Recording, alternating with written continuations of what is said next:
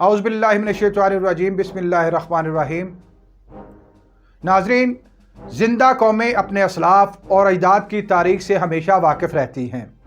जो कौमें अपने असलाफ़ को भूल जाती हैं उनका नाम तक तारीख़ में मिट जाया करता है। मैं साजिद भट्टी और आप देख रहे हैं हमारी सीरीज़ वो कौन लोग थे। और आज हम आपके लिए लेकर आए हैं इस्लाम के एक अजीम, निडर और जुर्रतमंद कमांडर अमादुद्दीन जंगी के हालात ज़िंदगी के बारे में एक इंतहाई मालूमाती और दिलचस्प वीडियो।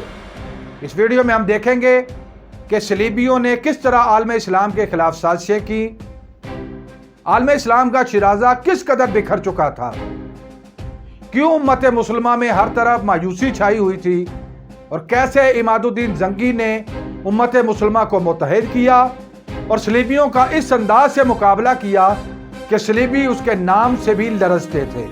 अगर ये वीडियो आपको पसंद आ रही है तो इसको लाइक कीजिए, शेयर कीजिए और मज़ीद मालूमाती वीडियोस हासिल करने के लिए चैनल को सब्सक्राइब कर लीजिए और बेल आइकन को दबाइए। नाज़रीन, 12वीं सदी इस्लामी रियासतों और खिलाफत के हवाले से इंतहाई परेशान कुन दौर था।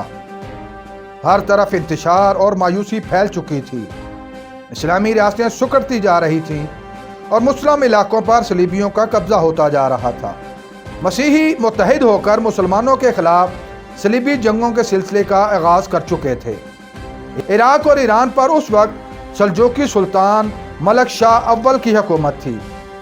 बगदाद पर उस वक्त अब्बासी खलीफा मुस्तरशद बिल्लाह तख्त नशीन था। अमादुद्दीन का वालिद आग शंकर अल जबीब अल मारूफ कासिमुद्दौला हलब का गवर्नर था। सन 1085 ईस्वी में कासिमुद्दौला के यहाँ इमादुद्दीन की विलादत हुई। उस ज़माने में सलीबी मुसलमानों से बदला लेने के लिए मुत्तहिद और मुनज़्ज़म हो रहे थे। उस वक्त सलीबियों की 4 बड़ी रियासतें यरूशलेम, अंताकिया, बैतुल मुक़द्दस और अडीसा थीं। खलीफा दोम हज़रत उमर फ़ारूक रज़ी अल्लाह तआला अन्हु के दौर में बैतुल मुक़द्दस फ़तह हो गया और उस पर इस्लामी परचम लहरा दिया गया। बैतुल मुक़द्दस ईसाइयों और मुसलमानों दोनों के लिए इंतहाई मुक़द्दस जगह थी। मसीही हज़रत ईसा अलैहिस्सलाम की जाए विलादत की वजह से उसे मुक़द्दस मानते थे, जबकि बैतुल मुक़द्दस मुसलमानों का किबला अव्वल था और नबी मुकर्रम सल्लल्लाहु अलैहि वसल्लम ने मेराज की रात मस्जिद अक्सा में तमाम अंबिया की इमामत करवाई और वहीं से मेराज के लिए तशरीफ़ ले गए। सलीबी अच्छी तरह जानते थे कि मुसलमान अपने मुक़द्दस मकामात के साथ इंतहाई गहरा लगाव रखते हैं। हज़रत उमर फ़ारूक रज़ी अल्लाह तआला अन्हु के दौर के बाद 11वीं सदी ईस्वी में जब सल्जूकियों की सल्तनत ज़वाल पजीर थी, अचानक सलीबियों के दिल में बैतुल मुक़द्दस की फ़तह की उमंग जागी और मुसलमानों के खिलाफ साजिशें, तासुब, सफ़ाकी और बदअहदी परवान चढ़ने लगी। मलिक शाह की वफ़ात के बाद उसका बेटा सुल्तान मोहम्मद सल्जूकी मूसल का हाकिम बना। बहुत जल्द सुल्तान मोहम्मद फौत हो गया। उसके बाद मोहम्मद सल्जूकी के चचा ताजुद्दीन दौला और बरकियात के माबैन रसाकशी की जंग शुरू हुई। इमादुद्दीन जंगी के वालिद ने बरकियात का साथ दिया, जिस पर ताजुद्दौला ने गद्दारी के इल्ज़ाम पर सन 1094 ईस्वी में उसका सर कलम कर दिया। बाप की वफ़ात के बाद बरकियाक ने इमादुद्दीन को अपने पास बुला लिया और उसकी तालीम व तरबियत का बेहतरीन एहतमाम किया। उस वक्त इमादुद्दीन जंगी की उम्र 10 साल थी। बरकियाक के फौत होने के बाद सुल्तान ग़ियासुद्दीन हुक्मरान बना। मूसल के हालात ख़राब होने पर अमीर मौदूद को मूसल का हाकिम बना दिया गया और इमादुद्दीन जंगी उसकी फ़ौज का सिपह सालार बन गया। अमीर मौदूद और इमादुद्दीन की पहली जंग सर्जिस्तान के इलाके में हुई, जिसमें अमीर मौदूद को फ़तह नसीब हुई। सलीबियों की साजिशों और मुसलमानों पर मज़ालम की वजह से इमादुद्दीन के दिल में सलीबियों के ख़िलाफ़ नफ़रत का जज्बा उजागर था और वह हर सूरत में उनसे इस्लामी इलाके वापस हासिल करना चाहता था। अमीर मौदूद और इमादुद्दीन ने मिलकर तिब्रिया शहर पर कब्ज़ा कर लिया। अमीर मौदूद भी इमादुद्दीन की तरह सलीबियों के खिलाफ था और सलीबियों को इनका इत्तेहाद एक आंख नहीं भाता था।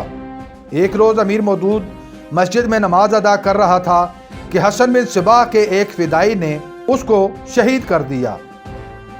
अमीर मौदूद के कत्ल के बाद बरसकी मूसल का गवर्नर बना لیکن کچھ عرصہ بعد اس کا بھی انتقال ہو گیا، جس کے بعد اس کے نابالغ بیٹے جادلی کو موصل کا گورنر بنا دیا گیا۔ صلیبی جس تیز رفتاری کے ساتھ اسلامی علاقوں پر حملہ آور ہو رہے تھے، موصل کو بھی شدید خطرات تھے۔ موصل کے مشاہیر اور مشیران نے سلطان محمد کو مشورہ دیا کہ کسی تجربہ کار کمانڈر کو موصل کا گورنر بنایا جائے، جس پر سلطان نے ایک اجلاس طلب کیا۔ اس موقع پر تمام عمائدین نے مشترکہ طور پر عماد الدین کا نام تجویز کیا، اور اس طرح سن 1127 عیسوی کو عماد الدین کو موصل کا گورنر بنا دیا گیا۔ موصل کا گورنر بننے کے بعد عماد الدین نے ارد گرد کے چھوٹے علاقوں کو فتح کر کے اپنی حکومت میں شامل کر لیا، اور اس سے اس نے انتہائی طاقت پکڑی۔ ان مہمات سے فارغ ہو کر اس نے صلیبی قبضہ کے شہر اسارق پر حملہ کی تیاری کی۔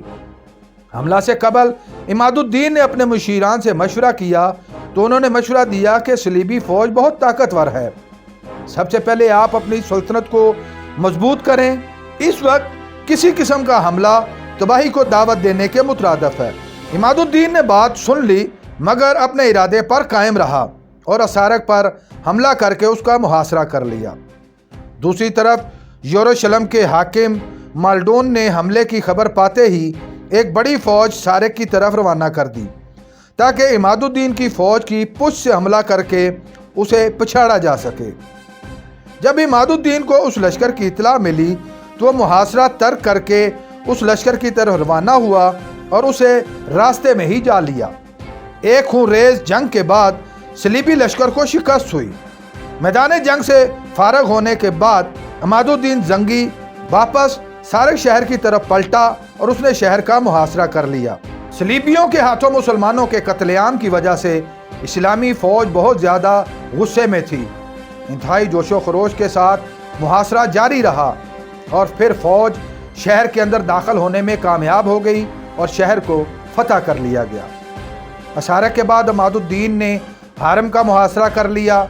چند دنوں کے محاصرے کے بعد صلیبیوں نے صلح کی پیشکش کی اور اس شرط پر صلح ہو گئی کہ ہر سال شہر کی کل آمدن کا نصف عماد الدین کو خراج کے طور پر دیا جائے گا۔ سن 1131 میں سلطان محمد کا انتقال ہو گیا اور سلطان محمود تخت نشین ہوا۔ اس کے بعد ایک بار پھر سلجوقی شہزادوں میں اقتدار کی جنگ شروع ہو گئی۔ شہزادوں کی اقتدار کی اس رسا کشی میں سلطان محمود اور امیر مسعود کے درمیان جنگ ہوئی۔ عماد الدین نے امیر مسعود کا ساتھ دیا۔ اس جنگ میں امیر مسعود کو شکست ہوئی۔ شکست کے بعد عماد الدین تکرت کے شہر پہنچا۔ سلطان محمود نے اس کا پیچھا کیا۔ خلیفہ نے امیر محمود کا اس جنگ میں ساتھ دیا۔ جب عماد الدین زنگی تکرت پہنچا تو اس وقت تکرت پر صلاح الدین ایوبی کا والد نجم الدین گورنر تھا۔ اس نے کشتیاں فراہم کی اور عماد الدین کو وہاں سے نکلنے کا راستہ دیا۔ کشتیوں کی فراہمی کی وجہ سے خلیفہ نے ناراض ہو کر نجم الدین ایوب سے تکرت کی حکمرانی واپس لے لی۔ عماد الدین وہاں سے موصل پہنچا۔ خلیفہ بہت ناراض ہوا اور اس نے فوج کی قیادت کرتے ہوئے موصل کا محاصرہ کر لیا۔ محاصرے سے قبل عماد الدین نے فوج کے 2 حصے کیے اور ایک حصے کو شہر کے دفاع کی ذمہ داری دی، جبکہ دوسرے حصے کو ساتھ لے کر شہر سے باہر نکل گیا۔ جب محاصرہ شروع ہوا تو عماد الدین نے خلیفہ کی فوج کی ناکہ بندی کر دی اور کوئی رسد ان تک نہ پہنچنے دی۔ آخر خلیفہ کی فوج میں قحط کی صورتحال پیدا ہو گئی اور وہ واپس بغداد چلا گیا۔ سن 1130 سے 1140 تک عماد الدین انہی خانہ جنگیوں میں الجھا رہا۔ مسلمانوں کی خانہ جنگیوں کی وجہ سے صلیبیوں نے ہمت پکڑی اور شیزر شہر کا محاصرہ کر لیا۔ اس وقت شیزر کا حاکم ابو عساکر تھا۔ اس نے جب صلیبیوں کی اتنی بڑی فوج کو دیکھا تو اس نے ایک تیز رفتار قاصد کے ذریعے عماد الدین زنگی کو مدد کے لیے پکارا۔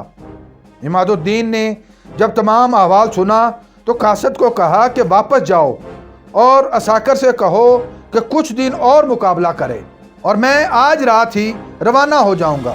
شیزر کا محاصرہ چلتا رہا۔ ابو عساکر نے صلیبیوں کا ڈٹ کر مقابلہ کیا اور اتنے میں عماد الدین زنگی بھی اپنی فوج کے ساتھ پہنچ گیا۔ ابو عساکر نے فوج کے ایک حصے کو فصیل پر چڑھا دیا، جبکہ دوسرے حصے کو لے کر وہ شہر کی فصیل سے باہر نکل آیا۔ اب سامنے سے عساکر اور صلیبیوں کی پشت سے عماد الدین زنگی حملے کر رہا تھا۔ آخر صلیبی فوج کے پاؤں اکھڑ گئے اور وہ بھاگ نکلے، اور اس طرح فتح عماد الدین کے حصے میں آئی۔ شیزر کے بعد عماد الدین نے ارکا اور بارین کی طرف پیش قدمی کی۔ صلیبی فوج کے ساتھ شدید مڑ بھیڑ کے بعد ارکا فتح ہو گیا، پھر بارین شہر بغیر جنگ کے فتح کر لیا گیا۔ اس کے بعد زنگی نے مارات العنان کو فتح کیا۔ حلب سے عماد الدین کی غیر حاضری سے فائدہ اٹھاتے ہوئے صلیبیوں نے حلب کا محاصرہ کر لیا۔ عماد الدین نے اپنے تمام مفتوحہ شہروں کے دفاع کے لیے خصوصی اقدامات کر رکھے تھے، اس لیے حلب کے کمانڈر نے بھرپور مقابلہ کیا اور صلیبیوں کو شکست فاش دی۔ اب عماد الدین کا اگلا ہدف صلیبیوں کا 5واں بڑا مقدس شہر اڈیسا تھا۔ اڈیسا پر جونسلن ثانی کی حکومت تھی۔ عماد الدین نے اڈیسا کا محاصرہ کر لیا۔ یہ محاصرہ 28 دن تک جاری رہا۔ 28 دن تک شہر کی فصیل پر شدید سنگ باری کی جاتی رہی۔ ادھر یروشلم سے بالڈون نے بھی صلیبی فوج کی مدد کے لیے اپنی فوج کو روانہ کیا۔ عماد الدین نے اسلامی روایات کے مطابق جونسلین کو ایک مراسلہ بھیجا کہ وہ پرامن طریقہ سے شہر اس کے حوالے کر دے یا پھر مقابلہ کے لیے تیار ہو جائے۔ اڈیسا کے حاکم نے اس خط کے ٹکڑے کر دیے اور اعلان جنگ کر دیا۔ پھر سر توڑ کوشش کے بعد زنگی فوج قلعہ کی دیواروں پر چڑھنے میں کامیاب ہو گئی۔ شہر کے دروازے کھل گئے، اندر موجود صلیبی فوج سے گھمسان کی جنگ ہوئی اور شہر فتح ہو گیا۔ اڈیسا کا فتح ہونا تھا کہ صلیبیوں کے تمام شہروں میں صف ماتم بچھ گئی۔ اس کے بعد عماد الدین زنگی نے قلعہ جعفر کا رخ کیا اور اس کا محاصرہ کر لیا۔ اسی محاصرے کے دوران ایک فدائی کے حملے میں سوتے ہوئے عماد الدین کو شہید کر دیا گیا۔ بعض تاریخ دانوں کا ماننا ہے کہ یہ فدائی بھی حسن بن صباح کا پیروکار تھا۔ عماد الدین کی شہادت پر صلیبیوں نے جشن منائے، اور اس طرح مسلمانوں کو ایک نیا جذبہ دینے والا اور صلیبیوں کے دلوں میں اسلامی لشکر کا خوف بٹھانے والا عظیم اسلامی کمانڈر اس جہان فانی سے رخصت ہوا۔ اس کی شہادت کے بعد اس کے بیٹے نور الدین زنگی نے اس کے مشن کو پایہ تکمیل تک پہنچایا اور بیت المقدس کو فتح کیا۔ نور الدین زنگی کے بارے میں تفصیلات جاننے کے لیے ڈسکرپشن میں دی گئی ویڈیو کو ضرور دیکھیے۔ ناظرین، امید ہے آپ کو ہماری یہ کاوش پسند آئی ہوگی۔ اگر آپ اس ویڈیو کے بارے میں اپنی رائے دینا چاہیں تو کمنٹ باکس کا استعمال کریں۔